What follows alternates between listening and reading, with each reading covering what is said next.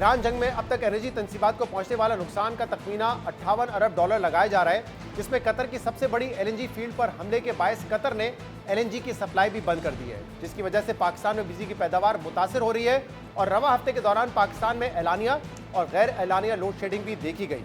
अब एक तरफ कतर की जानिब से एलएनजी की सप्लाई मुअत्तल होने की वजह से पाकिस्तान को बिजली की पैदावार में कमी का सामना है, तो दूसरी तरफ एलएनजी की सप्लाई बंद होने के बावजूद पाकिस्तान में एलएनजी टर्मिनल्स को मुसलसल कैपेसिटी पेमेंट्स की अदायगी पर नून लीग की हुकूमत अपने ही किए गए मुआहदों पर सवालात उठा रही है। कल हमारे प्रोग्राम में वफाकी वजीर पेट्रोलियम अली परवेज मलिक ने एलएनजी के उन मुआहदों को नाकिस करार देते हुए कहा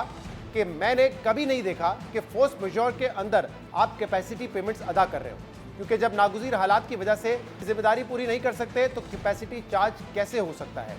गैस की सप्लाई हो या ना हो, पाकिस्तान को मुआहदे के मुताबिक $15 मिलियन की कैपेसिटी चार्जेस देने हैं। लेकिन एक मुआहदे पे आपने भी तनकीद की जो एलएनजी टर्मिनल्स लगाए गए हैं, और आपने कहा था कि ये फॉल्टी एलएनजी डील्स हैं। रीजन बीइंग कि अभी भी हम उनको तकरीबन एक महीने के $15 मिलियन देते हैं, और आपने कहा कि कोई हमने इस पे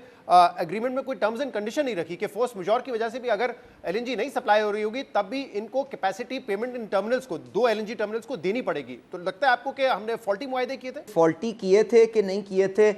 वो तो मेरे ख्याल से प्राइम मिनिस्टर साहब ने वो नेशनल कोऑर्डिनेटर जो है पावर के टास्क फोर्स के, उनको कह ज़रूर देख लें। पर मैंने एक बात जो की थी और मैं आज भी कायम हूँ कि शहजाद फोर्स मेजोर के अंदर मैंने कभी नहीं देखा कि जी आप फिर भी कैपेसिटी पेमेंट्स दें, क्योंकि force majeure in the strictest sense means कि ऐसी अनहोनी कोई चीज़ हो गई है कि आप अपनी ऑब्लिगेशन को ओन नहीं कर सकते। तो अगर ऑब्लिगेशन को ओन नहीं कर सकते तो कैपेसिटी चार्ज कैसे हो सकता है? तो मेरे लिए इसलिए ये जो सेटलमेंट थी या ये कॉन्ट्रैक्ट की ड्राफ्टिंग है डेफिशिएंट है। अब इसके अंदर कोई मेलाफाइडी है कि नहीं है, आई थिंक वो prime minister has assigned that responsibility to the NC task force, वो उसको डिटरमिन कर लेंगे और उसके मुताबिक कॉन्सिक्वेंशियल जो एक्शन होगा वो जरूर लेंगे। As of now the contract से कि हम उनको इस्तेमाल करें कि ना करें, $15 मिलियन हमने उनको महीने का एक इस गरीब आवाम के पैसों का हमें देना है। तो how is that a force majeure situation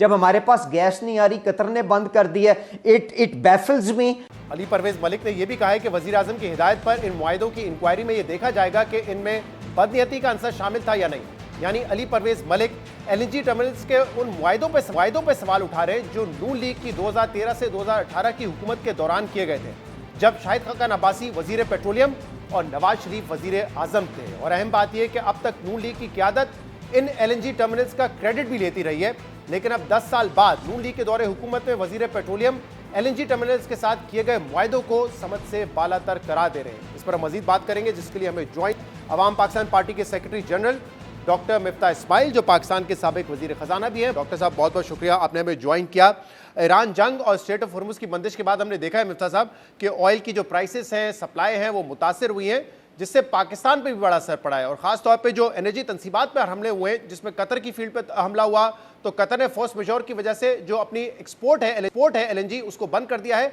और पाकिस्तान डायरेक्टली मुतासर हो रहा है। एक तो पाकिस्तान में उस वजह से एलानिया और गैर एलानिया लोड शेडिंग भी हो रही है, और दूसरा एक और नुकता कल अली परवेज मलिक साहब पेट्रोलियम मिनिस्टर ने हमारे प्रोग्राम में ये उठाया कि जब कतर फोर्स मेजोर की वजह से हमें एलएनजी सप्लाई नहीं कर रहा है, तब भी पाकिस्तान में जो 2 एलएनजी टर्मिनल्स लगे हुए हैं उसकी कैपेसिटी पेमेंट जो कि माहाना $15 मिलियन है, वो हमें अदा करनी पड़ रही है। और उनके मुताबिक ये जो मुआहदे हैं ये फॉल्टी हैं, ये डेफिशिएंट हैं, क्योंकि इस सूरत हाल में, इस अनहोनी सूरत हाल में हमारे पास भी ऑप्शन होना चाहिए था कि हम इन 2 टर्मिनल्स को अदायगियां ना करें, कैपेसिटी चार्जेस की अदायगियां उनको ना करें। अब आपसे पूछने का मकसद ये है कि 2014-15 में जो शाहिद खाकान अब्बासी हैं वो पेट्रोलियम के वजीर थे और आज आपकी पार्टी के वो प्रेसिडेंट हैं। दूसरा, आप एसएसजीसी के चेयरमैन थे, और आप दोनों को इसी केस, टर्मिनल केस में नैब कस्टडी में भी रखा गया, जेल में भी रखा गया।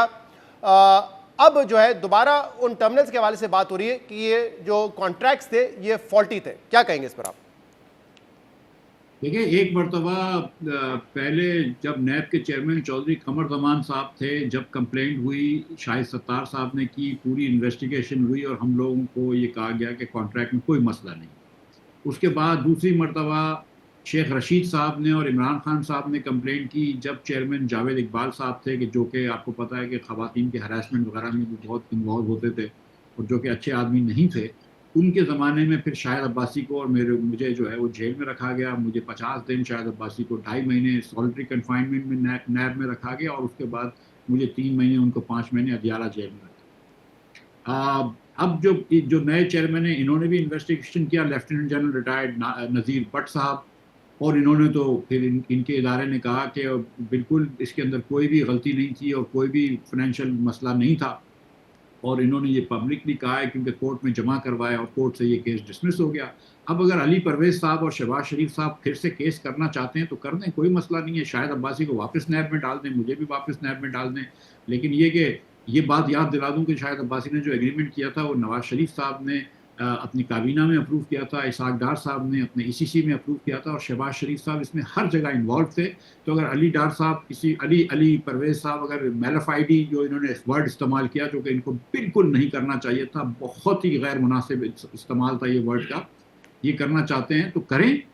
लेकिन फिर कोई बात भी बताएं। ये भी बताएं कि क्या पाकिस्तान का जो FSRU है ये दुनिया का सबसे ज़्यादा यूज्ड FSRU नहीं है, एंग्रो का सबसे ज़्यादा इफ़िशिएंट FSRU नहीं है, क्या ये दुनिया में सबसे ज़्यादा सस्ती गैस रीगैसिफाई नहीं कर पाया है, क्या हिंदुस्तान के अंदर 60 सेंट से ज़्यादा, 65 सेंट से ज़्यादा नहीं लगते, क्या बांग्लादेश में 55 सेंट से ज़्यादा नहीं लगते, क्या पाकिस्तान में सबसे कम जो रेट है 41 सेंट नहीं लग रहा? आप ये क्या बातें कर रहे हैं? आप किसी का मकान अगर मैं रेंट करता हूँ 1 साल का,